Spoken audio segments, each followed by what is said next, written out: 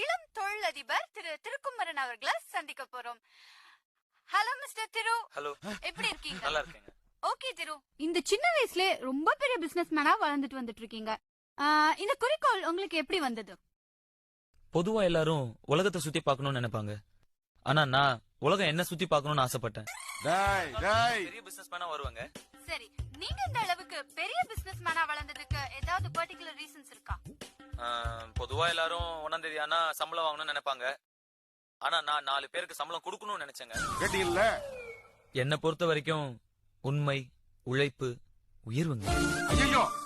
வரும் இளம் தொழிலதிபர் திரு திருக்குமரன் அவர்களை சந்திக்க போறோம். ஹலோ மிஸ்டர் திரு. ஹலோ. எப்படி இருக்கீங்க? நல்லா இருக்கேங்க.